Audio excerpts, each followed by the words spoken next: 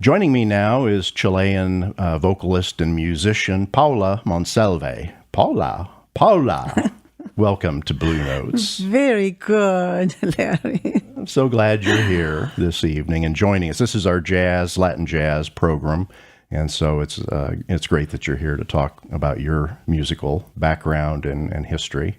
Thank you, Larry. Thank you so much. I'm thrilled. This is such a gift to be here with you. Wonderful.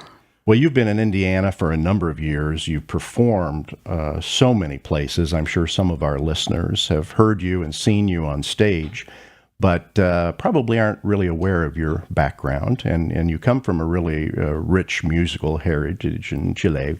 Tell us a little bit about growing up in your family. I am from a little town, Linares. It's about 350 kilometers from Santiago to the south. Beautiful valley, little city, the mountains right there.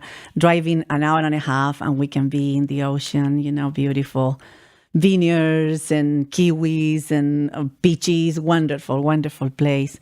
So I grew up with two more brothers. I'm the middle one. And we were always singing and playing instruments, and that really comes from both sides of the family. Both of my grandfathers, they were very musical. In my father's side, he will, I don't know how to say this, but in Spanish it's called paya. It's the verse that comes with an inspiration. A poet, but I don't know how to say that in English. And then my mother's father was from Spain, from the north part of Spain, Asturias, and he was a dancer.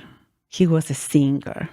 So he left Asturias when he was 17, and he always was singing to my aunts and my mother Spanish operetta.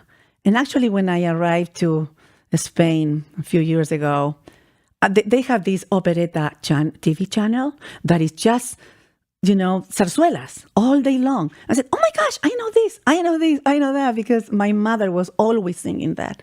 So it's in the blood, really. So what kinds of music were you singing as a child in the family? There was a lot of folk songs? First of all, I had a guitar teacher. My father brought a guitar one day, and he tried to play it, but his fingers were a little fat, and I said, Daddy, let me try. And mine were a little teensy, and I was really able, to press those strings, and I had this wonderful señorita Adriana Zamora. I will never forget her. She taught me how to play the guitar. And so the first thing that I learned was traditional folk music. And every week I will learn one song. Yeah, and with rhythms and stuff. Hands and touch and whatever, a very good teacher, very good teacher. So how old were you when you learned to play guitar? Maybe 7 or 8, yeah. And then I have a piano teacher also. And this, something, I need to tell you this, because I was 12 years old, and here I am learning the piano with music in front of me.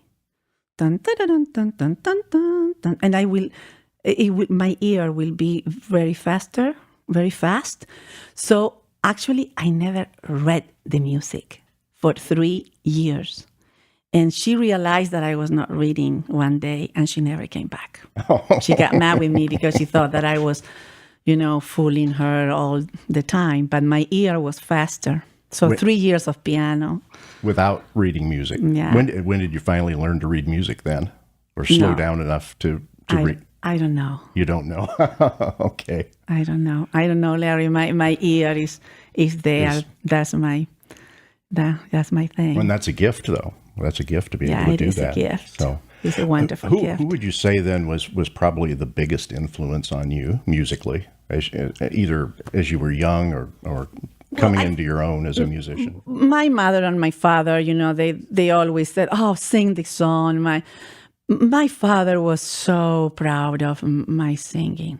I mean, he will invite people like they were passing by the house and say, Señor Guzmán, do you want to listen to a beautiful song?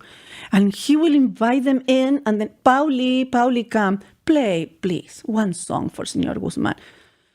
me singing for Señor Guzman right there, because my father wanted me to. He always said to me, there's millions of voices, but you have something. And that something stayed with me. So you think your father? My father was the one. was the first one, and then my choir director from high school, Señora Marta Rivas. Señora Marta was amazing. Well, and you went to college, although I think you were an English major. Yeah. I went to college because my mother wanted me to go to college. Yeah.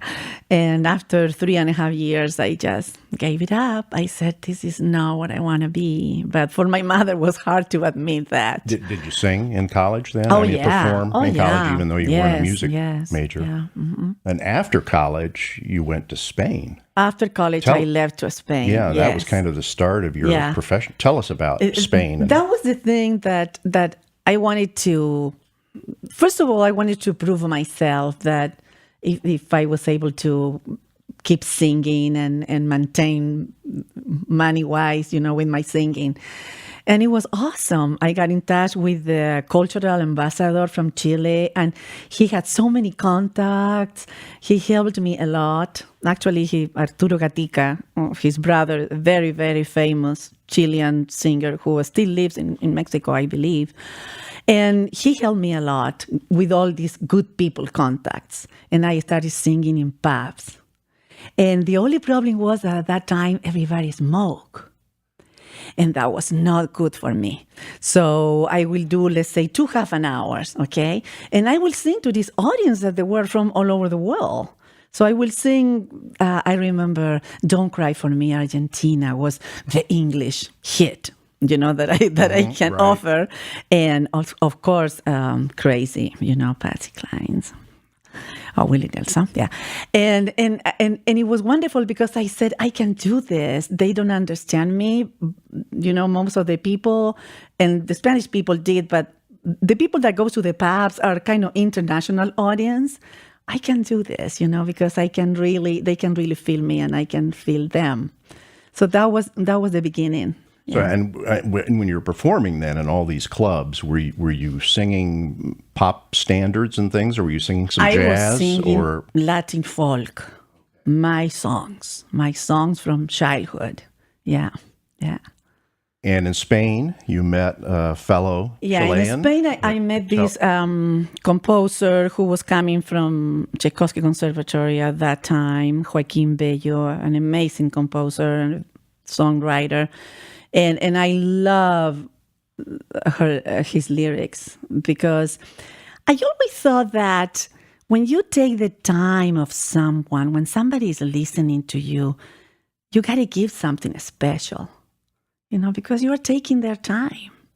And Joaquin's lyrics were very spiritual, kind of make you meditate, kind of make you think and reevaluate, and all those songs kind of situate you in a very special atmosphere. And I thought they were so valuable. And I still sing once in a while his songs, when it's the proper time. They are beautiful, beautiful. You recorded what? I recorded three albums with him. Yeah, in Chile. We recorded in Chile. Jazz fans, fans of almost all music, they like to put labels on their favorite artists. You're a jazz singer, you're a pop singer, you're a folk singer, and you do so many different types of music. How would you classify yourself as a singer, as a musician? I will say that I sing from my heart, and then so many beautiful songs in all venues, and I think that's what I have put on me. I always said, and I mentioned the composers because the composers are most of the time forgotten, and they are so important because the songs are the one that dress us up. And for me, it's very, very difficult to find songs that I like.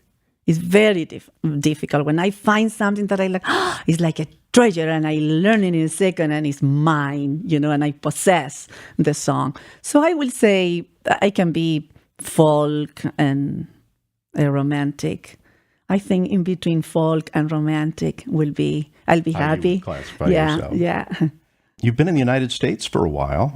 What prompted your move to What the do you U.S.? think, Larry? What do you think? What do you think is the thing that moves you from one continent to the other, and you go in this adventure, and you say, "Yes, I do." And opportunities, and you've been so active Yes, I do. musically since you've been here. Tell us It's about love. Is it love? Tell I us. got married with someone from Fairmount, Indiana. We have two wonderful boys, grown up, independent, really great guys. And yeah, I said, well, I knew. I mean, to me, music is everything. It's in everything. But I wanted to have a family. I wanted to have kids that I can sing to, and that's. I said, yeah, I do. I want to be married, and let's go and live in Indiana. And I arrived here. And that might surprise some people that you actually wanted to live in Indiana, but we're glad you're here. I arrived here, Larry, and it was James Dean Festival in Fairmount. And I said, oh my God, this is the greatest, funniest place in the world.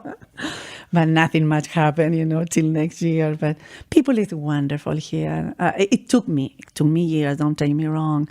It took me years to really feel and get the connection. But now I'm a Hoosier. I love my people here. Wonderful. Yeah. Well, tell us about some of the places you've sang since you've come to Indiana. I mean, you performed statewide. What are some of the things you've done? I do little things with my guitar, and then I have my brother is a wonderful pianist who is always my guest artist, and he comes from Chile, Roberto Totti Monsalve. And then I have great musicians from Chicago, from Indianapolis, and we do a quartet or a quintet sometime. We go everywhere. But if there is something that I should mention, maybe is what I have done with symphony orchestras. I met this lady who invited me to go to sing to Earlham.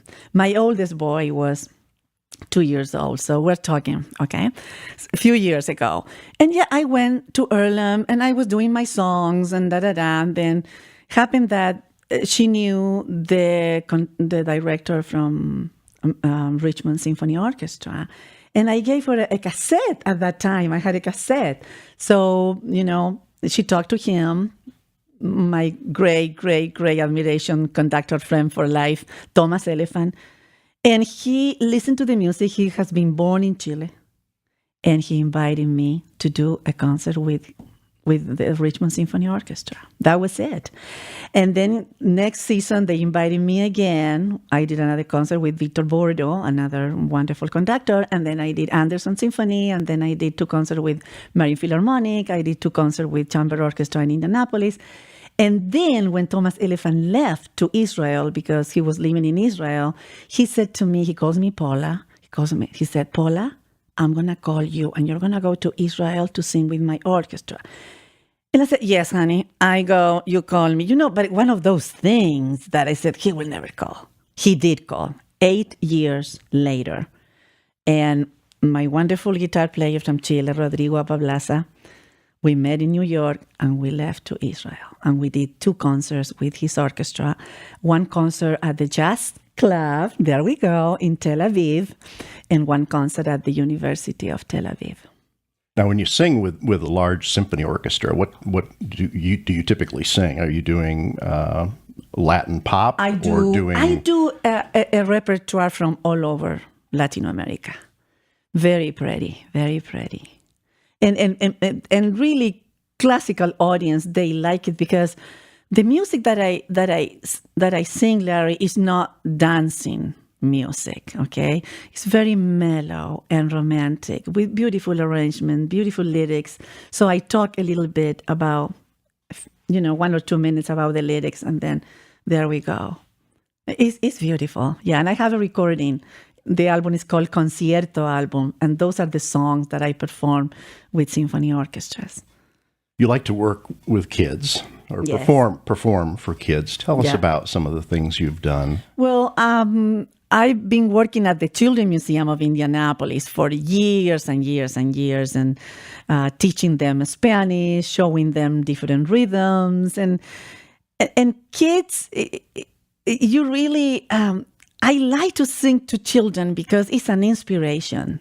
When they see an instrument, when they can touch a drum or touch the strings in the guitar, they feel it, and you can really change a kid's life. I mean, the music can be up because I think we're all musical. The thing is that sometimes we don't connect with that.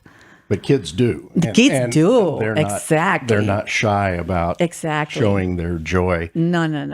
Last month, Mark Buselli was here from the School of Music, from the Jazz Studies program, and we were talking about how jazz has fallen out of favor a little bit with younger audiences, except for Latin jazz. Exactly. And we were kind of talking about how just Latin music in general is so happy. For the most part, I mean, obviously slow ballads and things, but Latin music, Latin jazz is very happy music and makes people want to move. It is. And have fun. Oh, it is. Oh, God, you give me a salsa song right now and I can stand up and start dancing and move, immediately. And when we are babies, it's amazing, the music and baby dancing, the baby's dancing, because we start doing it that. We listen and we dance all the time, yeah. You mentioned singing some of the New Age music, and I know you focused on spiritual songs and South American native songs, folk songs. Yes, also. Why are these important to you in singing? It is important because this is something that my parents taught me, This is, and also it's something that I felt growing and going to live very, very young to Madrid, We should never forget where we are from. Never, ever, ever forget where you're from. It's your soul.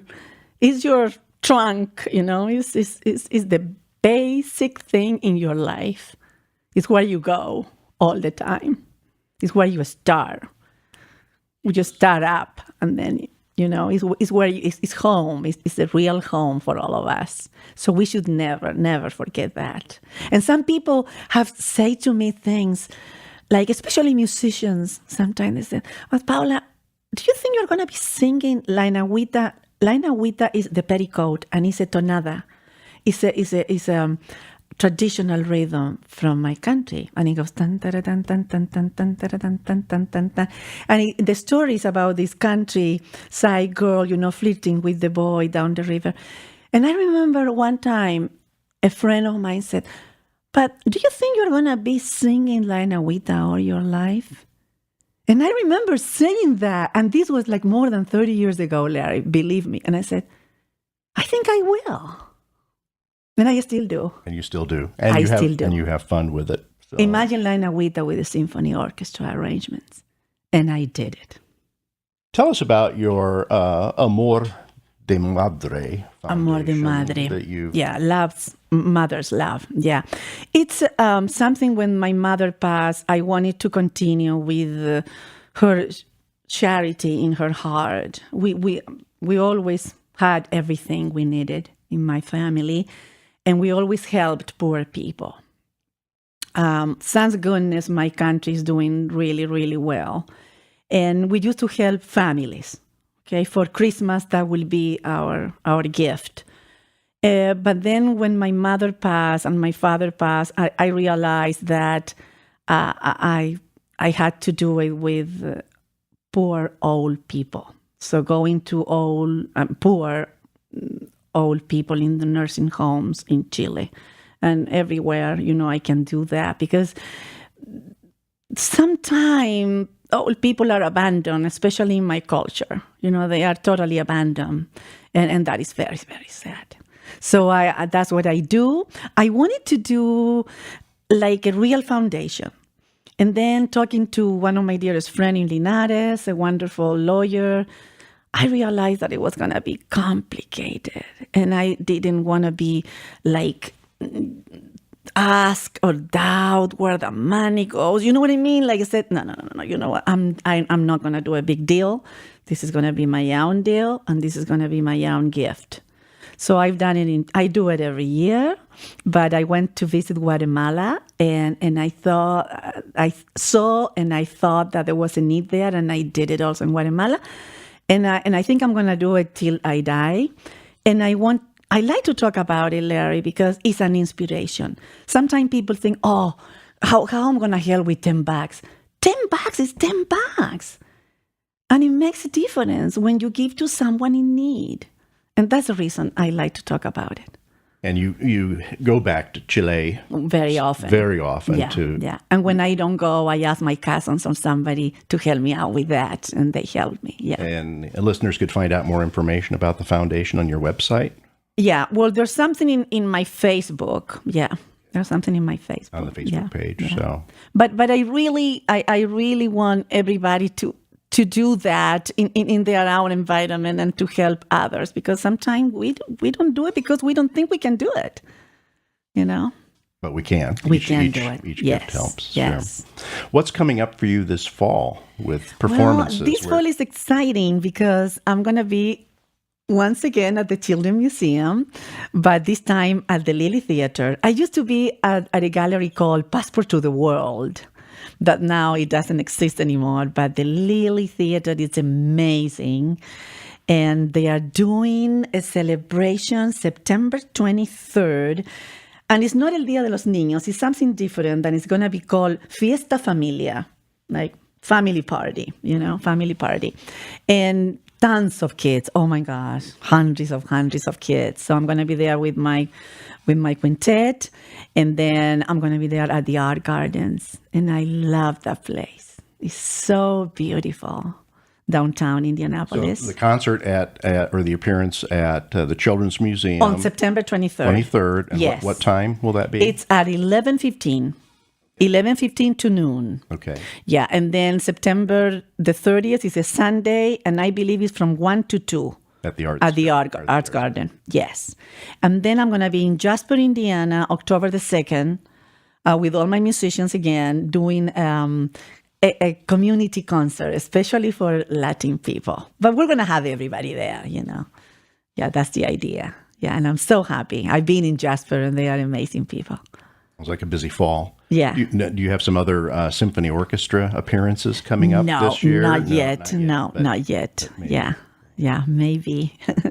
And I just want to thank you so much for coming in this evening during our Latin Jazz special and sharing a little bit about yourself and the wonderful things you're doing. I wish you all the best. Thank you, Larry. Thank you so much for having me in this magnificent program. It was a dream to me. I told you at the very beginning when I came here that when I recorded outside my window, I said, one of these days I want somebody important to listen to this song. And now here you are, and you are the important person, Larry. So thank you. Muchas gracias. And thank you also to Sean. And thank you to my dear friend, Laria Slater, who is here also. She's part of everything that is going on.